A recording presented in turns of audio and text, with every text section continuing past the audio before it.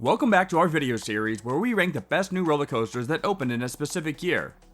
We wanted to release this video a few weeks back, but we were busy traveling and covering the grand openings of Pipeline the Surf Coaster at SeaWorld Orlando and Wildcat's Revenge at Hersheypark. Huge thanks again to both of those parks for inviting us to their media days.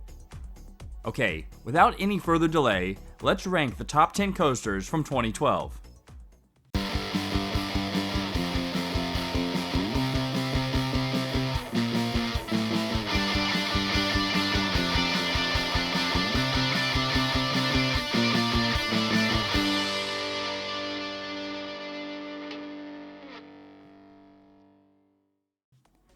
Ah, 2012.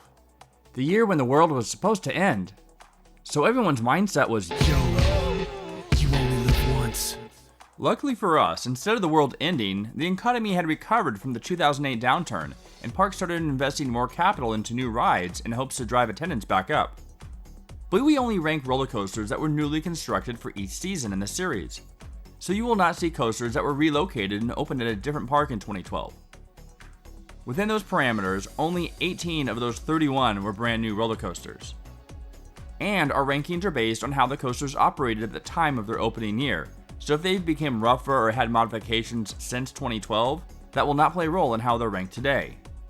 Kicking off the countdown at number 10 is the creatively named mountain coaster at Camelback Mountain Adventures, located in the Poconos Mountains of Pennsylvania. Here we go again. Cheer up, Charlie. Those ski resorts needed something for guests to do during the summer months when there's no snow.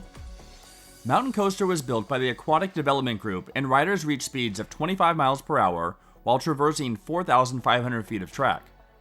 Something worthwhile to note is that this is the only Alpine coaster in Pennsylvania, and it also has an on-ride photo section, a rare feature for this ride type.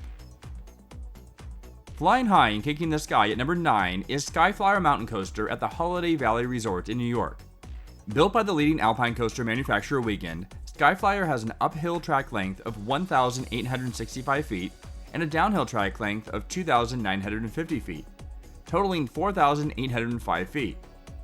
The downhill track consists of 15 curves of varying lengths, including 12 waves, 1 jump, and a huge spiral. Skyflyer at number 9 edges out Mountain Coaster only because 4,805 is greater than 4,500. I've done the math. Checks out. And because we love talking about them so much, we have a third Alpine coaster which opened in 2012 at the Snowboard Resort in Utah. What? You gotta be kidding me! Psych.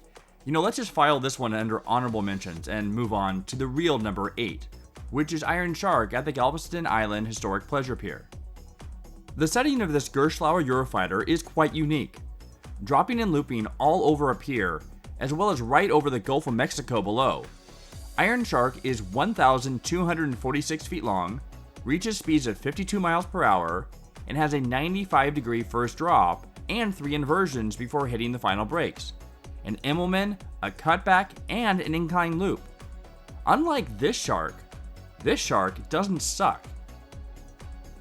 Keeping up with the oceanic theme, swimming into number 7 is Manta at SeaWorld San Diego, the first Mach Rides LSM launch coaster in the United States.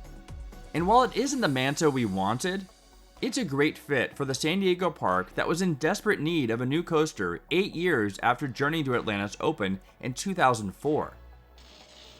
My God, has it been that long? Still, Manta is a fan favorite and still arguably one of the best family coasters anywhere, even today. It stands at a height of only 30 feet, features 2 launches, and a top speed of 43 miles per hour. And while those stats don't sound like much, it's a super fun and moderately intense ride that features a bunch of twists and turns, along with a 54-foot drop thanks to a section that drops below ground level. You'll also enjoy lush landscaping and beautiful scenery over its 2,800 feet of track, which is something missing from the newer coasters in the park. If you like wearing underwear on the outside of your pants, you'll love this coaster flying into the number 6 spot, which is Superman Ultimate Flight at Six Flags Discovery Kingdom, Premier Ride's first Skyrocket 2 model. It was also the park's first ride themed to a DC Comics character, which an entire land would be built around in the years that followed. After a couple short-lived coasters in the same spot, Six Flags Discovery Kingdom finally produced a keeper with the addition of Superman Ultimate Flight. The ride starts with a series of LSM back and forth multi-pass launches, which brings the train to a top speed of 62 miles per hour and up 150 feet, the height limit of the park, with the exception of 2001. You'll navigate a Heartline roll at the top and experience some rather sweet hang time before dropping again and going up a 133-foot tall non-inverting half loop before returning to the station. The only downside to this thrilling attraction is the wait time due to its rather low capacity. But since it was the first of its type, it's one of the few out there with the lap bars only, and not the stupidly uncomfortable comfort collars. Number 5 takes us from an Ultimate Flight to an X-Flight, whatever that means. X-Flight at Six Flags Great America was the second B&M wing coaster in the US, and the second of two which opened in 2012. We'll get to the other one in a bit. It stands at 120 feet in the air, where riders are hit with the first of 5 inversions, a dive drop. And at the bottom of the drop, a top speed of 55 miles per hour is reached. The other inversions include 2 0G rolls, an Immelman, and an inline twist with a near-miss element. I suppose the X in X-Flight could mean that it's an unknown variable, but if that's the case, it's a dumb name since the flight path of this coaster is always the same. And now, onto the aforementioned other B&M wing coaster, but this one does have an awesome name. Wild Eagle at Dollywood flies in at number 4 as America's first B&M wing coaster, opening 2 months before X-Flight. Perched 21 stories high, Dollywood finally made use of the top of the hill in the center of the park, where Wild Eagle takes riders on a unique experience that feels as if they're actually soaring high above the Smoky Mountains.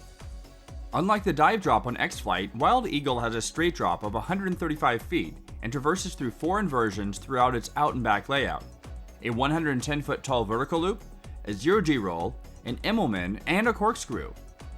While not the most intense coaster out there, Wild Eagle doesn't generate long lines due to its high capacity and intimidating presence high over Dollywood, just like in Eagle. Speeding into third is Verbolten at Busch Gardens Williamsburg, which took the place of the legendary Big Bad Wolf, a suspended coaster by the now defunct Aerodynamics. And Verbolten plays homage to it in several areas. The queue is full of wolf props, one of the train's license plates reads Wolf Crossing, one of the 3 stories in the event building features a set of glowing red eyes, which chase the riders through the forest, and the most obvious is the final drop into the riverbank, which reused footers from Big Bad Wolf's iconic finale.